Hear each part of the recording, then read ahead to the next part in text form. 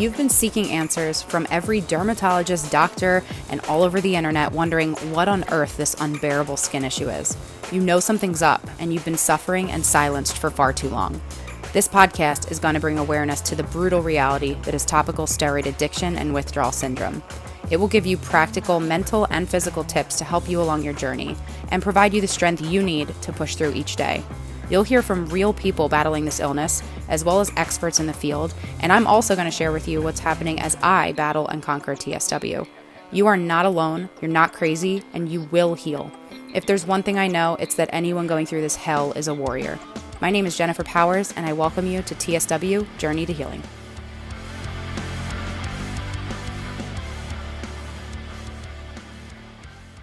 Okay, welcome, Chris, to the show. I am so excited to have you on. Welcome to TSW Journey to Healing. Thanks for having me, Jennifer. I'm so happy to be here to spread awareness.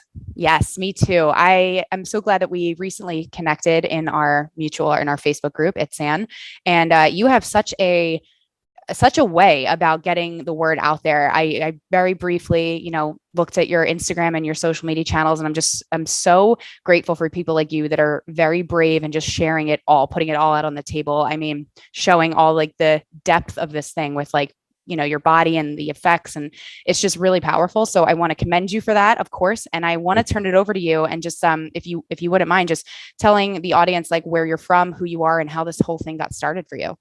Yeah, sure. So my name is Christopher Ignas, and I am in Clearwater, Florida. And thank you for mentioning that. It's been a huge journey. I wish I would have started earlier. We have some girlfriends who basically brought it up after they saw somebody on TikTok, and they gave me the idea to start spreading awareness. And I was like, yeah, that's actually a good idea, because I would not wish this on my worst enemy. This is something that really people need to learn about, and especially since there's so much gaslighting going on. I went to 8 doctors, and every single one told me I had severe eczema. It even got to the point where we started looking for doctors who were specializing in TSW, and we found one, a skin cancer specialist, and he noted on his website that he specializes in TSW, and he was the last one we visited. And he quickly looked me over. I mean, pulled my shirt up really aggressively, and I was in so much pain. And immediately when that happened, I was like, no way that you really know what TSW is, because you would know how much pain I'm in. And he looked me over and he goes, no, well, he said that I have TSW, but that I'm likely addicted to something else in the cream, not the steroids. Wow. Yeah. And I was dumbfounded at that point. My wife just dropped her head. And then I was like, well, is there any way you can help? And he goes, well, you're going to have to take, I don't know if I should even talk about the drug, because some people do take it and have seen success. So I don't want to. Can I guess what it is? You can. Was it Dupixent? It was Dupixent. Yeah. Okay. No, listen, hey, here's the deal with this show. I want you to tell your authentic story. So if, what works for one may not work for another, and that's completely okay. So we'll preface it to anyone who's listening. If you are taking any drug, I mean, that could be Advil or Tylenol, for crying out loud, right? You just have to always do your due diligence, your research, and know that there's no such thing as a one size fits all. So with that, you can continue on and share your truth. Yeah, absolutely. So, so he said that I would have to take Dupixent, and that I would have to take it for the rest of my life because this condition will go away. I was like, what? I've never had these issues before. This came up suddenly after using topical steroids for 10 months. And it blew me away that was his immediate answer. And it was the whole appointment maybe was 10 minutes long, and it blew my mind. And it just fired me up. I was like, I'm going to prove you wrong. And we walked out, even though we were just, what's the word that I'm looking for? We were a little bit depressed from it, but yeah, sure. Before we even walked in, I told my wife, watch, he's going to tell me that I need Dupixent, because I had heard it from multiple doctors already. And we walked out, and my wife's head was down, and I was laughing. I started laughing. I'm like, I knew it. I knew this is what's going to happen. And, but as you can see in my videos and on social media, that I've healed, and I'm not using any drugs. I'm actually on, the only thing I'm using right now is traditional Chinese medicine, so herbs. And that I do believe that from the past month and a half that I've been taking them, or 2 months now, that my greatest amount of healing is due to them. just I've seen leaps and bounds due to the traditional Chinese medicine. That's amazing. Can you talk more about that? 'Cause I know that a lot of people suffering like both of us, they are going to down that road. What I want to know, one, like kind of what made you want to go down that road, and also if you wouldn't mind sharing like where did you even go? Because everybody, the big question I get a lot is, okay, if I want to try something unconventional, what do I even look? Everyone's going to Google and going online and searching for things, and then it's overwhelming. So Yeah. Yeah, can you there's a lot of talk about that? yeah, there's a lot of information out there and a lot of things that everyone has tried, and Yeah. not everything works for everyone. But the way I found out about my particular doctor is I actually found her on ITSAN early on in my TSW journey, except I just, while I was anti-medicine because of what was going on with me, at the same time, I was I wasn't open to other things as well. I was just eating properly and eating clean and eating whole foods, nothing processed, nothing with a ton of ingredients. That's the only thing I was basically doing. But I actually came across Jordan Hendy's TikTok. He's going through really bad TSW. And he mentioned my doctor, and that the herbs that he's taking, he's having to boil and drink, are the biggest thing that's helping him. So when I ran into him, probably about, towards the end of my journey, when I saw that, I was like, you know what, maybe I need to look back and take a shot at it and try it out. And so that's when I went to her and set up an intake appointment and spent an hour with her, which was amazing. Every other doctor looked at me 10 minutes, made a decision. That was it. Here's a drug. You're done. Where she asked me before even starting the intake with her, she asked me to take pictures of my feet, take pictures of my legs, my whole body, my hands, both the back and front, my arms, both back and front, my face, my tongue, my Wow, that's entire great. tongue. Yeah. And then we had an hour-long conversation about my symptoms. Am I oozing? Am I dry? Am I flaking? What's going on with my body right now? And she could look through the pictures as well. And I immediately felt good when I was talking to her, because this is a doctor who cared, who's actually paying attention to the symptoms, and she wasn't just going to throw another drug at me and say, here you go, and that be that. And so yeah, that's basically how I came across her. That's really, really interesting. That's the one thing I want anyone listening to this episode is never, there's always, no matter how overwhelming it is, right? You just have to we're our biggest advocate for our own health, right? So if we're not going to be the ones to go research and not give up, then who is, right? So it's really great that you found. I find that the group is just filled with so many amazing resources and just so many great tips, and it's really helpful. So if you're listening to this and you haven't already joined the ITSAN Facebook group, definitely you want to get in there. But so this whole process for you, I mean, you're now on the tail end of it, would you say? I mean, you're healing, and Oh yeah. when I don't know if you mentioned, I might have missed it, but when did you, what was it that you were like, okay, this isn't, what's going on? I have to figure out what this is. When did that start? Like, when would you say your journey officially started? You broke up a little bit towards the end there. I'm sorry. Oh, sorry about that. It's telling me my internet's not stable. I don't know what's going on here. Sorry about that. When would you say was the starting point for you? Like, when would you say your journey began? Actually, pretty early on. I would say immediately after my body flaring. Well, let me just start from the beginning. I got TSW, a little bit of nasal congestion. Then I started getting hives and itching on my arms.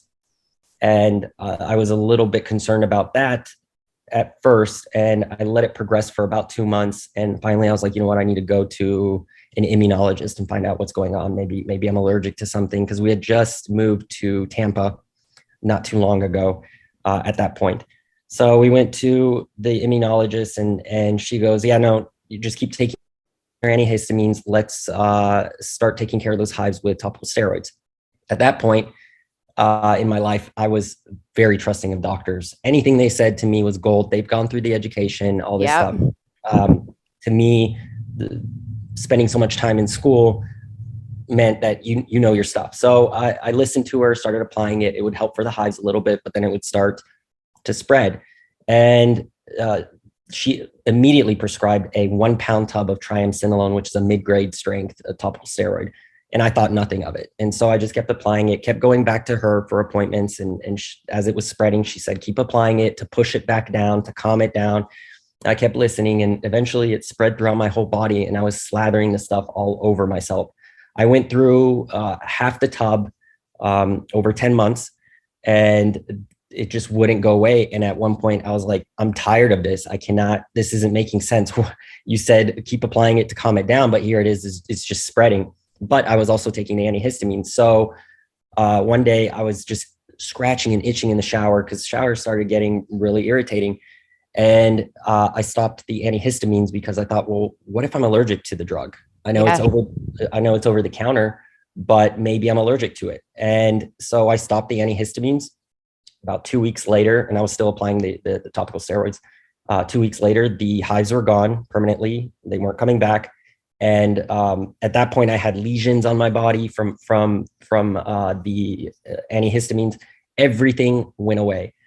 Wow. Then I was like, there's no reason to use the topical steroids anymore. This is done. I'm done. I'm finally healed. It was the antihistamines. And then my body went into full on flare up, all red, tons of pain, stinging, itching like nothing before, down to the bone. And I knew at that point something was really wrong.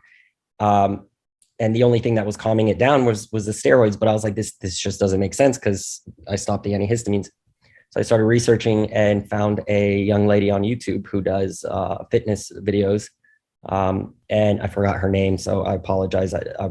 We need to give her credit because I found her and she was going through topical steroid withdrawal, and everything she listed, all her symptoms were identical to mine. And at that point I knew, I was like, you know what, this is 100% it.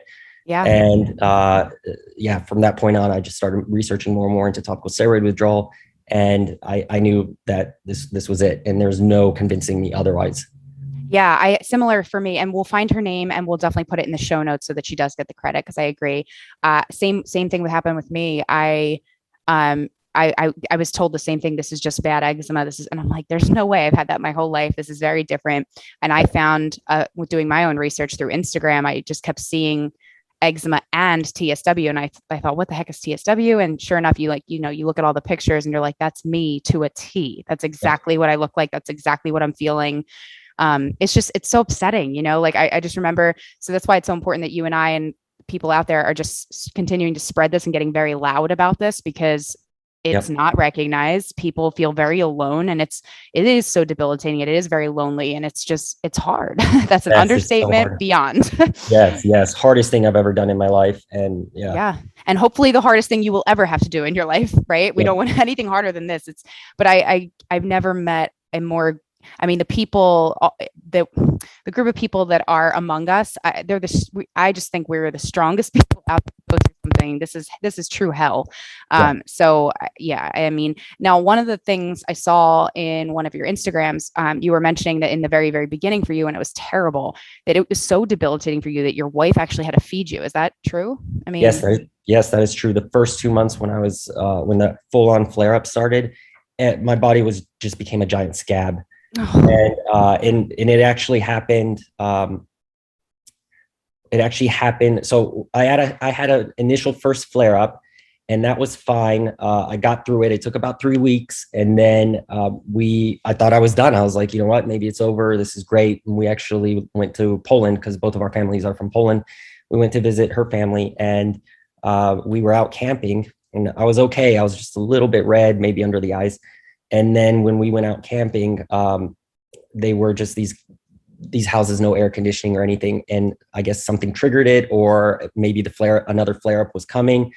And I had brought with me at that point a round of prednisone that I was given by a doctor. I wasn't taking it. I was against it, but just in case something happened, I was like, you know what, I'll take it. But at that point, I was not aware that oral steroids can also exacerbate the condition, or you can also get it from oral steroids.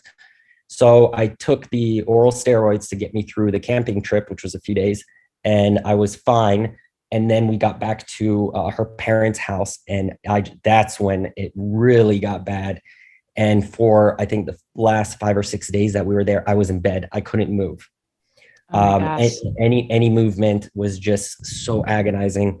And finally, I took a shower right before our flight. Or no, we actually extended our trip by a week for me to kind of hopefully get back to myself a little bit, but no, it just wasn't happening. And I was refusing any more steroids. I wasn't going to take any more. But what actually happened was that when I got that huge flare up back at her parents' house, we did go to a doctor to figure out maybe doctors out there know what's going on. And so we go to the doctor and she goes, oh, it's an allergic reaction. And they give me a shot. Unbeknownst to me, that was a shot of steroids. Oh, no. Yeah. Oh, no. And I mean, my eyes were swollen. I could barely open them. And she goes, it's an allergic reaction to something. You're just allergic to something. I was like, all right, whatever, just give me some kind of shot for something against allergies. And unbeknownst to me, it was more steroids. And somehow I got myself in the shower right before our flight, got cleaned up, and we made it back. I was very itchy and just trying my hardest not to go nuts on the plane because it was an 8-hour flight back. Yeah. So then we got here, and I no longer was taking any more steroids or oral steroids. Didn't have the shot that was gone, and I went into full on flare up, and I was in so much agony that just like back in Poland, my wife was feeding me by hand because I couldn't even move my hand. I could barely open my mouth. Couldn't move my arms. I hated even getting up once a day to go to the bathroom.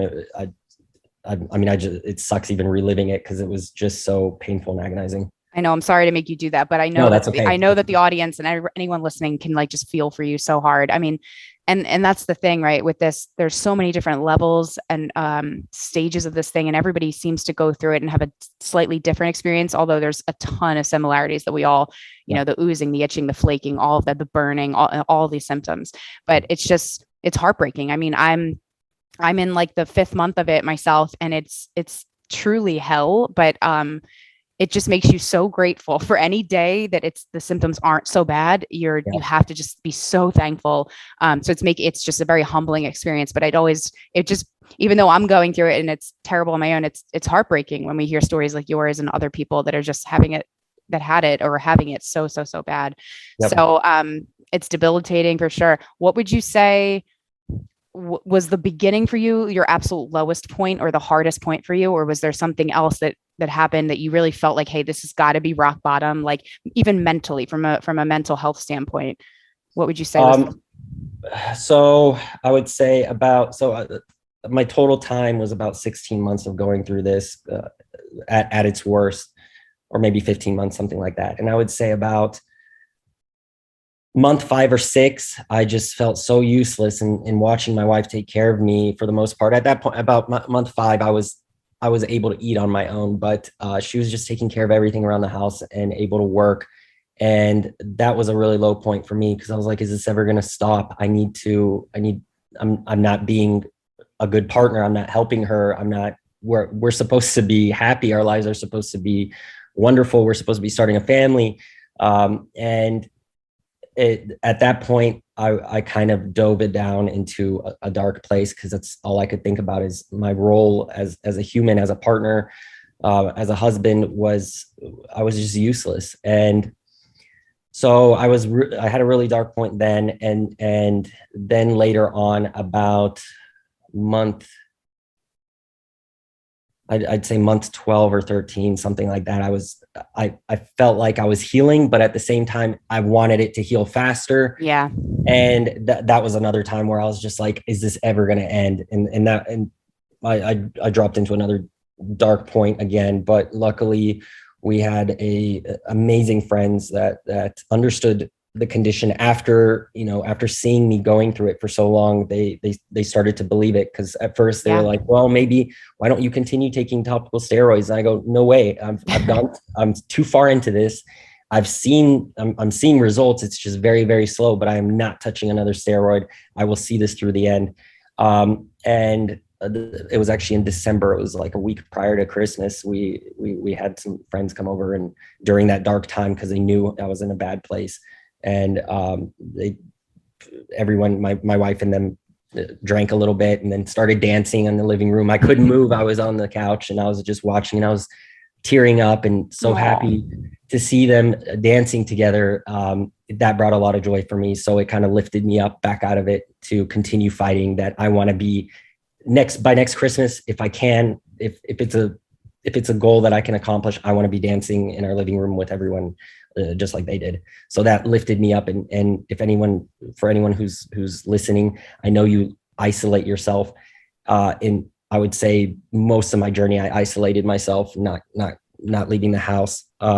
Do talk to your family and friends. Let them come over. They will not judge you. They know the condition. They know what you're going through. They see what you're going through.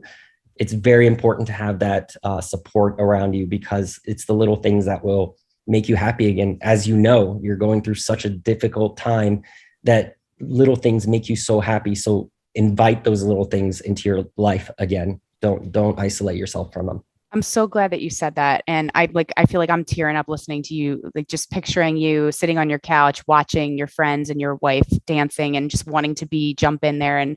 But at the same time, it takes a really strong person to be like, you know what, instead of looking at that and being like, why, woe is me, why am I not doing it? Instead, you turn it and you go, okay, I'm going to set a goal. I'm going to be there. I'm going to be joining them next year, this time. Like it's really hard sometimes to do that, but that is the right approach. And that's why we're fighters. That's why we wake up every day and say, okay, one more day behind us, we can keep moving forward. Mm-hmm. And I couldn't agree with you more, because the first couple of months for me were absolutely agonizing. And I just remember wanting to hide from the whole world. Like, didn't want anyone to see me. Even my son's going to be 11 in a couple of weeks. And he's just, I just remember thinking like, this isn't the mommy that he's ever seen. And I'm like, I felt so deformed looking, even though at the same time, although it does change, it is a transformation. I do think we are our own worst critics sometimes. And sometimes, absolutely, people that love us, they look through that. Like they see so much, because they also know what we looked like before this happened. Right. This isn't like the first time they're meeting us. So I agree with you. I think friends and family are crucial for a positive outlook on this thing, and just having your mental health and just giving you something to laugh about and take your mind off of it. Right. It's just incredibly important. So completely agree with you there. I had another question that just popped in my head and now I'm like forgetting what it was, but while we're on the topic of like socializing and whatnot, at what point in your journey did you actually maybe go out? Maybe you went out to dinner, or maybe you went out and did something in public, as opposed to having people come visit you. Did you just did something just one day you're like, you know what, screw this, I'm going to go out and I don't really care what people look like, if they want to judge me, if they want to look at me a weird way? Or were you the whole time like, hey, I'm just going to go out, whatever? No. I honestly, I waited. It was almost like a fire that started growing in me probably about month 8. Probably about month 8, a fire started growing in me that I was just pissed off at the condition. And I let it grow. I didn't push it down. I let it grow inside of me, because I do know a little bit about psychology, and pushing down depression comes from anger being not allowed to come out. I would go out. I started going out slowly. Luckily, my face really cleared up quickly, so that wasn't something that I was self-conscious about. And I know that there are other TSW sufferers who have a hard time with the face. And I don't even know if I could say if I would have came out with my face looking really bad. But my face was in good condition. However, my arms and legs and everything else was just really bad. And I couldn't even wear long sleeve shirts or any kind of pants, because it would irritate me too much. And I would sit there and scratch wherever I'd go out. Mm-hmm. But yeah, about month 8 into it is when I let that anger really fuel me and say, F this, I'm coming out. I'm not going to let this control me anymore. And so basically the only times I stopped going out was when I was in really, really bad pain, just couldn't like lift my arms or something, because I would get cracks right in the armpit area. Mm-hmm. And oftentimes when I would go out, I would just kind of sit still. But to be out was a huge thing for my mental health. That helped a lot. And every time I came back, I would complain, moan, and whine and bitch to my wife, not at her, just at the condition in general, venting to her, and then hating the fact that I'm going out and going through all this pain. But when I got back, she was like, are you glad that you went out? I was like, yes, thank you for telling me that I can get through it and to come out and to live life a little bit, because that was what every time I came back from something like that, I was like, I'm so happy I went out. Otherwise, I would have just been laying there and Yeah. doing nothing. Yeah, I hear you completely. I'm always grateful. It's very easy. I just said this to my boyfriend last weekend when he insisted. He's like, "Come on, get in the car. We're going." And it's so easy to just sit and wallow and you know Yeah. hit like the self pity and just like it's just because it's so sad. It is sad. It's so sad. And at the same time, I agree with you. There's such an anger. Like, why did this happen to me? Why am I getting undiagnosed for something? Or why did they not know that this was going to happen? It's really, Yeah. really easy to let that take over and consume you. But just getting out in the fresh air and just remembering what it's like to feel normal and just do the things Yes. that you normally would do. It's kind of like tricking your mind, right? And the Yeah. mindset here is huge. I've noticed anytime that I'm feeling like I'm doing better, it's a lot of times I check myself and my mindset is really positive and it's really good. So Yeah. I definitely think that's a huge piece of it. What's something that you wish, like going through this journey? Obviously, I think we can both agree. We wish that it was number one, acknowledged and diagnosed properly, and that there was even more support and resources out there, maybe even a medication or just a healing modality that would speed this process up. But what is something that, you wish maybe you had as a resource during this whole journey that you wish existed or was created or something that was out there? Um, I can't really think of anything because I was really, honestly, just support from the medical community, honestly, because Yeah. getting I went through 8 doctors, every single one gaslit me until I found a doctor who did not believe in TSW necessarily, but respected excuse me, respected my choice to believe in it and to heal from it. And he goes, all right, I don't necessarily believe in it, but I've got your back if this is what you want to do. If you need antibiotics or anything like that, just let me know. You don't have to come in. We can do stuff over video chat and get it prescribed, and you can go to the store and grab it. And that was a huge help. Yeah. Just knowing that if I do need something, which I didn't end up needing anything, I went without antibiotics. I never fell into believing any of the crusting or anything is infection. Yeah. And that was probably the biggest help. And I'm actually going to go back to that doctor and give him a big hug and show Oh, him. I love that. Yeah. I still don't know if I'm going to go back to the doctors who denied me. I think it's important that I do. So I probably will end up doing that. But yeah, I want to go back and give him a hug and be like, thank you for being there for me. Cause that meant the world. It really does. It's like, it's one thing to have people like fellow sufferers. Like, we all understand each other, but when you have somebody with that's like that authority and has that background and just is very knowledgeable about medical anything, it is really powerful. It means a lot. So I agree. Yeah. Give him a hug for all of us and say thank you for just being so I, supportive. yeah, What's definitely. just to like kind of like you respect your time. And I before we wrap it up, what is like one message or one thing that you could impart in someone listening to this right now that just feels totally hopeless? Because this show is here to, yes, educate and spread awareness, but also give hope to the people that feel absolutely hopeless. So the one thing I would say is document yourself, because had I documented myself properly, I don't have a ton of pictures from the beginning to the end. I just have a few here and there that my wife took of me. Do not be afraid to document yourself, because you're going to see the greatest amount of improvement, not day to day, when you look back month to month. That once I looked back, probably when I was about 10 months in or 11 months in, I looked back when I was feeling down. I look back at my first, second, third month. I was like, I have made huge leaps and bounds. I'm going to continue doing so. I just need to remember what I've been through, what I've gone through. And that was the biggest help. So please, please, please document yourself. Have a partner, have a friend, whatever, someone to take pictures of you, because that's when you're going to start believing in yourself. You're going to start believing in what your body can do and what it's able to heal from. I am so happy that that's the one piece of advice you gave, because every time I ask that question, we get so many great responses and no one so far has said that.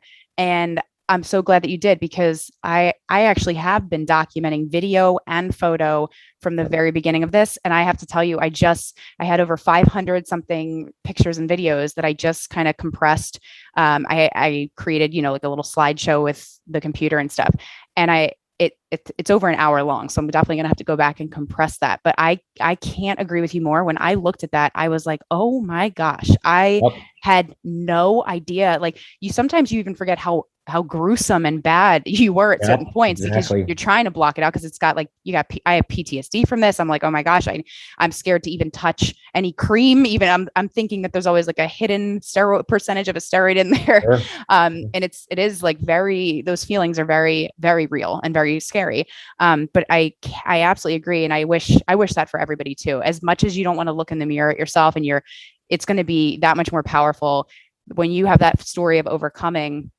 It's incredible. And you get to look at that and be like, my gosh, look what I lived through and look what I did. I'm so proud of Yes. myself. I did Yes. such a good job. And that's an amazing feeling. And that's actually the one thing, when I asked you the question about like, what's maybe a resource you had, I know for me, I wasn't just taking photos and videos on my phone, but I was actually scribbling things down on pen and paper and also on my computer. And I thought, there's got to be something else out there, something I can do to keep this in a more organized way. And so in the next couple of weeks or months, I'm going to be releasing a TSW specific journal for people that have that are going through this, so that just like what you Wonderful. said, you get to go back and be like, here's my actual evidence I have now, and I can look and be like, look at all the stuff I tried, look at all the modalities, like look at all Yes. it's really, really cool to have a keepsake from one of your darkest places. Because anytime, I think, 5, 10, 20 years from now, if you're ever feeling like you're going through a dark place, you can be like, you know what, I went through Yeah. the darkest place back in Yeah. those years. And so if I did that, I can get through anything. Exactly. So I love that was your tip. Is there anything, I definitely am going to, for anyone that is curious and wants to reach out to you more, I'm absolutely going to link in the show notes for you to get in touch with Chris. If you want to follow along his journey and you want to look at his incredible videos and stories, we're going to link that for you because you're doing such an amazing job. And it's just so cool to watch somebody, especially with reels and videos and what you're putting together. I think that speaks volumes. So is there anything else you want to leave, any other messages, anything you want to hit on before we wrap it up? Uh, I think that the main thing would be listen to your instincts. Very good. You know your body best. Don't let anyone tell you otherwise. You know what you're feeling. Listen to that. I think we're taught from a young age in our society, in Western society, to only look at facts, only look at science, and we kind of suffocate that inner voice within ourselves. You need to let that inner voice come back out and to guide you, because that's a huge help going through this. You know what you're going through. You know what you're feeling. Don't let anyone tell you otherwise. Oh, that was so well said. So good. Could not have said that better myself, Chris. Thank you so much. I wish you the speediest rest of this journey. I hope that you and your wife enjoy and life together and get to build your family and everything, all these good things I'm wishing your way. So thank you so much for your time and for sharing this. Jennifer. Thank you so much for having me on. Absolutely. Have a great day. Thanks, you as well. Thanks for listening. Please remember to subscribe and leave feedback. With your help, we can spread awareness together. So please share the show with anyone you know who may be struggling with a medical condition and using steroids to treat it. And be sure to check out the blog for helpful resources to aid you along your TSW journey at tswjourneytohealing.com.